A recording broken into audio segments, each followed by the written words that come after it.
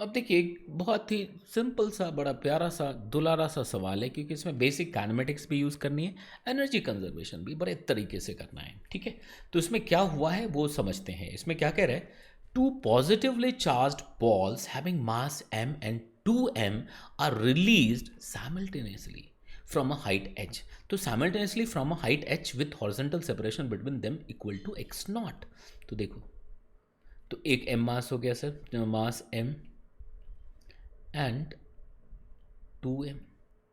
ठीक है, दोनों के बीच का जो हॉरिजॉन्टल सेपरेशन है इट वाज x नॉट, और अभी जो हाइट गिवन था इट वाज h। यहाँ से रिलीज कर दिया जी। तो अगर आपने यहाँ से इसको रिलीज किया तो अब क्या होने जा रहा है वो देख लेते हैं। तो अब ये कह रहा है the ball with mass 2m strikes the ground making an angle theta. तो जैसे रिलीज करेंगे बेटा तो क्या होगा ना, दोनों पे एक फोर्स इधर भी आ रहा होगा लगातार, दोनों के एक फोर्स इधर आ रहा होगा जो वेरिएबल फोर्स होगा, बट हर मौके पे दोनों पे इक्वल मैग्नीट्यूड का ऑपोजिट डायरेक्शन में लग रहा होगा। और वाई एक्सिस पे दोनों के पास कॉमन एक्सेलरेशन है, दैट इज जी, और दोनों की इनिशियल वेलोसिटी वाई एक्सिस पे जीरो है, तो दोनों हमेशा एक ही लाइन पे दिखेगा और फाइनली एक ही साथ दोनों ग्राउंड को स्ट्राइक करेगा। तो जिस मोमेंट पे ये ग्राउंड को स्ट्राइक कर रहा था, ये डेफिनेटली कुछ ऐसा पाथ बन रहा होगा सर। तो जिसमें स्ट्राइक कर रहा था उस समय क्या कह रहा है, the ball hits the ground, sorry 45 degree with the horizontal.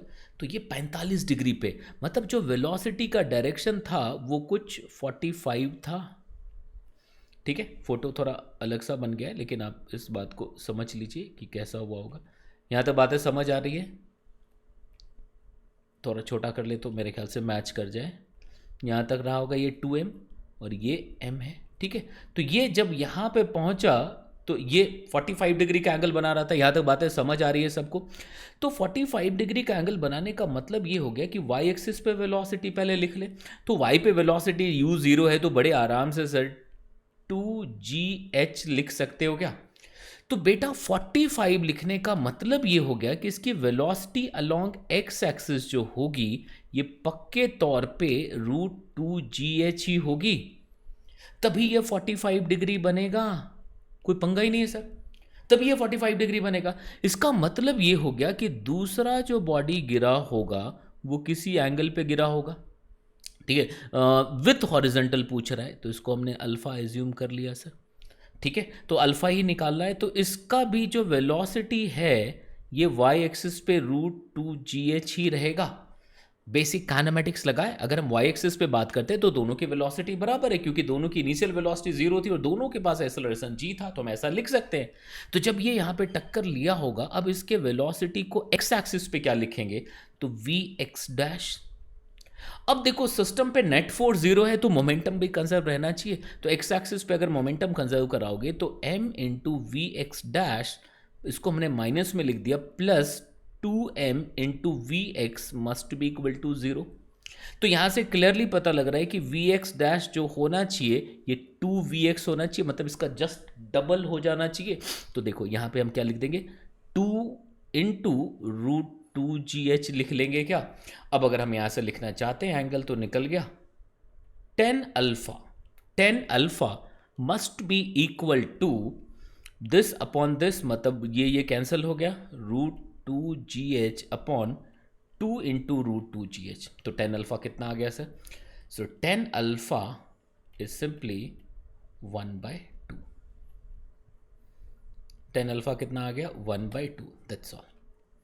बस इतनी सी कहानी थी। तो पहला पार्ट बन गया, कहीं से कोई पंगा नहीं आना है। अब दूसरे पार्ट पे आते हैं, find the work done by the electrostatic force during the course of fall of the ball of two balls. Work energy theorem.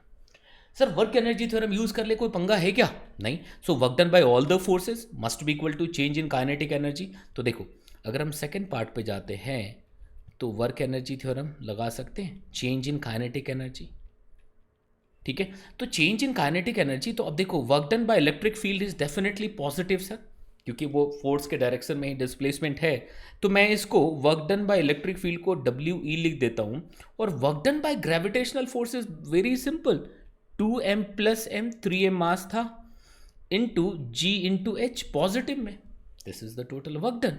So change in kinetic energy, तो इनिशियल काइनेटिक एनर्जी कितना होगा, 1/2 two mass is small m में देखो क्या क्या है sir, root 2gh का square, क्योंकि y पे देखो स्मॉल m का y पे कितना है √2gh, और x पे 2 into √2gh plus 2 into √2gh, इसका स्क्वायर कर सकते हैं। बात समझ आई?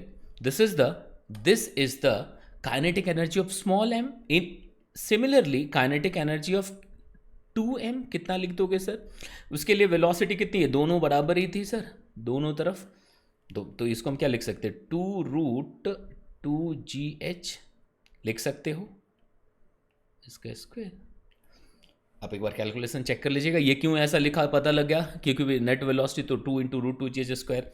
अब ये टोटल वर्क डन लिख दिया था, सबकी वैल्यू पुट कर देंगे आप, तो हमें यहाँ पे मिल जाएगा जो work done by electric field आएगा, इलेक्ट्रोस्टैटिक फील्ड, ये एक बार चेक कर लीजिएगा 6 mg। Work done by electric field क्या आएगा, 6 mg। तो आई होप आपको बातें समझ आई होगी। फिर आपसे मुलाकात करते हैं, ठीक है? चलिए बने रहिए, अगर आपने शेयर लाइक नहीं किया तो कर सकते हैं तो कर लीजिएगा, बाकी मुलाकात होती है आपसे, ठीक है? Okay bye, take care.